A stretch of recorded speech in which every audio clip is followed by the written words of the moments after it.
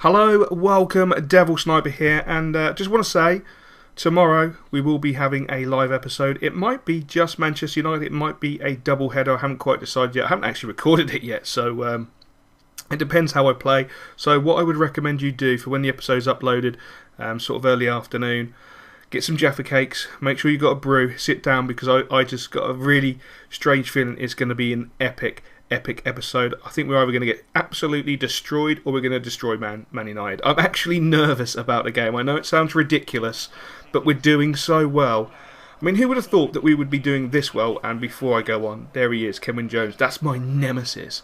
He's my nemesis. He always seems to bend me over and destroy me. He's so annoying. But look at Josie. Great turn inside. Great shot and an absolutely world-class save. So yeah, I'm really nervous about the game, I've got to say.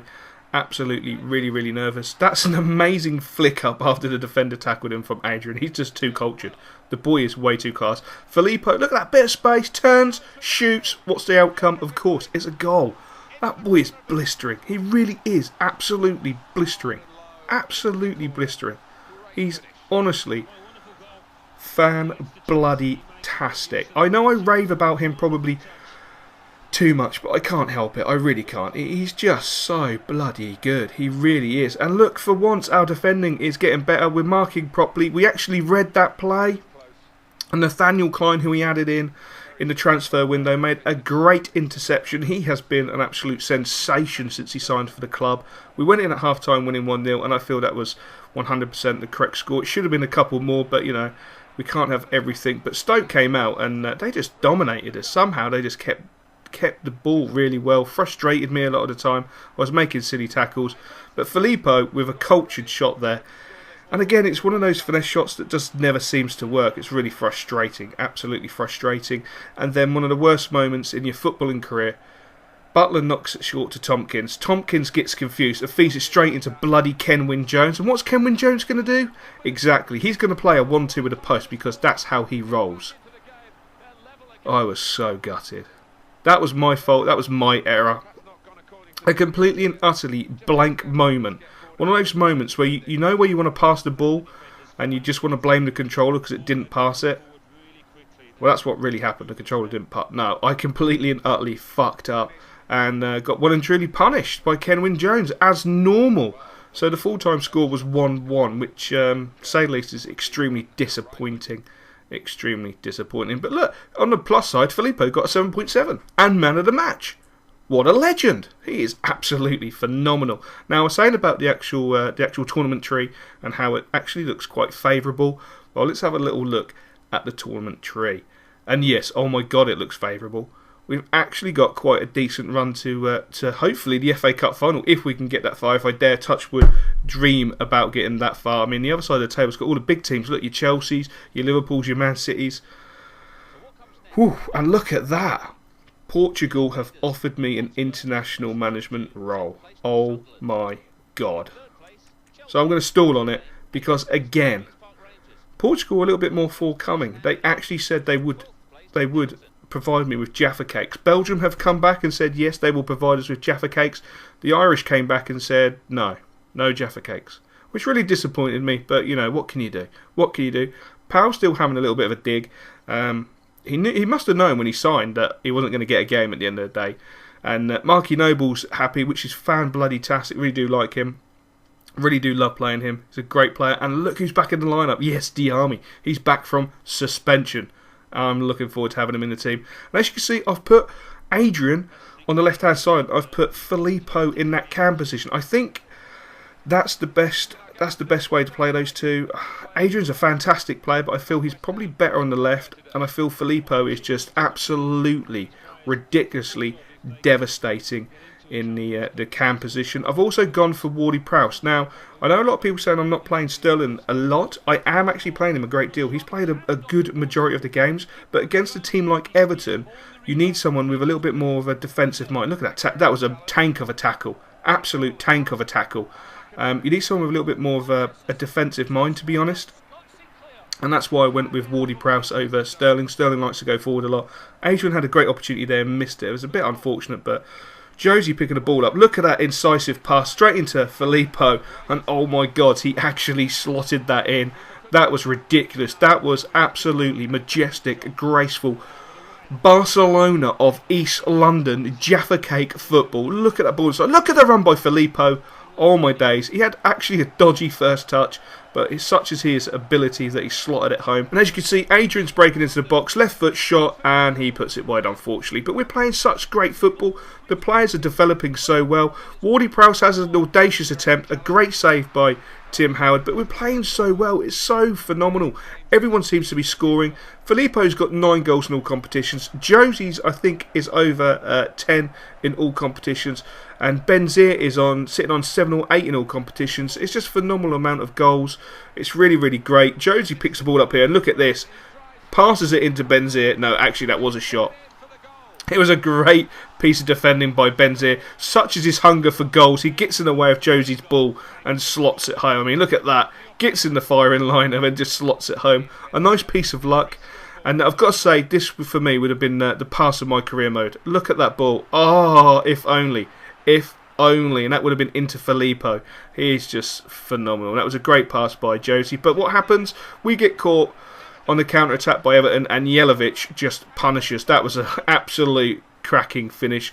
Everton played really well, to be fair.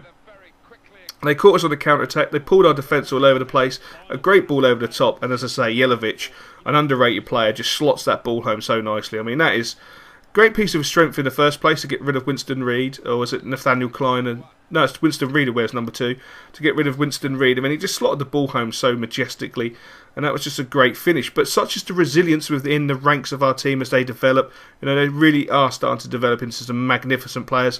The ball's knocked into Benzir. He gets a little piece of luck just there. He's trying to slot the ball down the wing. And then he has the audacity to hit the ball into the top corner. I mean, Jesus Christ. What a bloody finish. What a finish. Again, a piece of luck. I mean, there's the pass down the wing. But he gets the ball back. Couple of touches and unleashes. Wow, that was a phenomenal finish. Absolutely phenomenal finish. So we walked in at half time winning 3-1 and extremely comfortable. We'd played some pure and majestic football. We really were looking amazing, to be fair. We were looking absolutely amazing. But the only problem we had is this. Josie gets the ball. He's in the clear. He's thinking about the pullback, and no, he doesn't do anything. I absolutely bottled it. I completely choked. Absolutely choked. I didn't know whether to go for the finesse shot. And then in the back of my mind, it was like, if I finesse it, it's probably going to hit row Z. Do I go for the pullback? What do I do? It was just one of those ridiculously stupid, idiotic moments. And I punished myself by having a Jaffa Cake. It was really that bad. It was just, I don't even know what I was thinking at that moment in time. But Everton are so resilient. They come back. Look at this. Great turn inside. Oh my God. I dived in. Oh, I'm watching that back. It's awful. Commit the defender way too early. He slots back inside, and that's a great finish. But we got away with it. We were lucky to get away with it in the last few minutes. They scored, but we had enough in the tank and won at 3-2. And as you can see, Manchester United are crowned champions of the Capital One Cup by defeating Liverpool. That's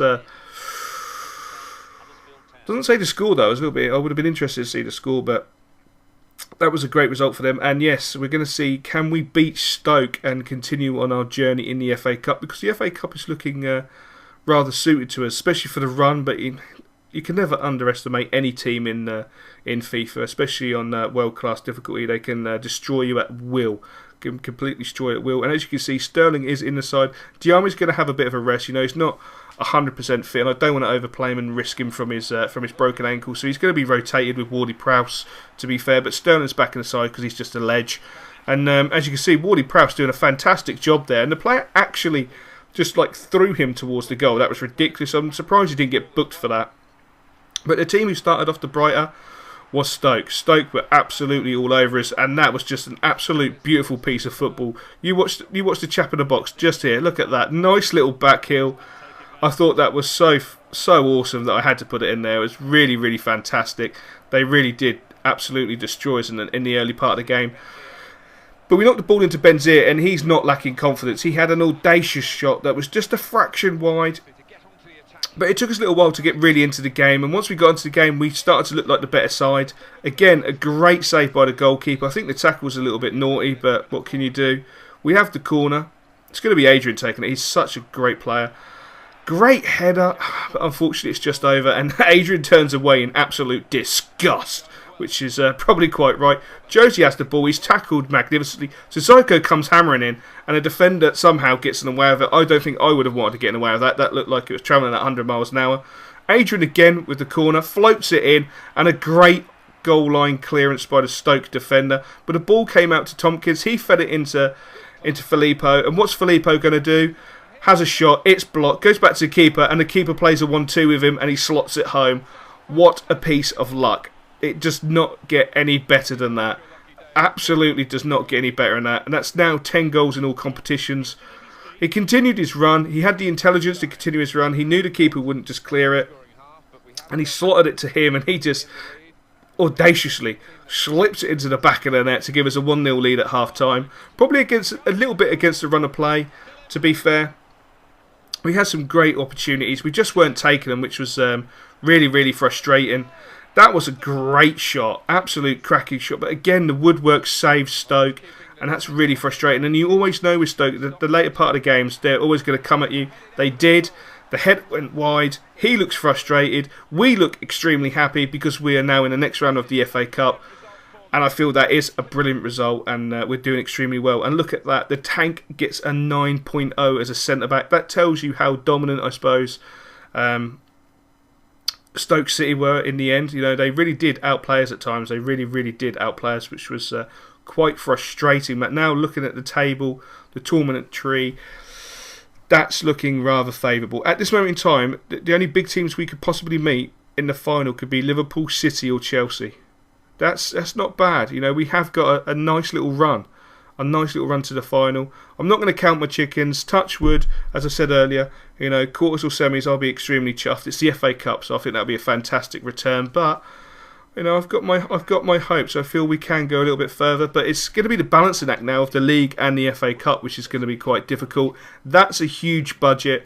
I can't wait to go and spend that on Jaffa cakes and tea bags. The lads are going to be overjoyed, and I will catch you tomorrow.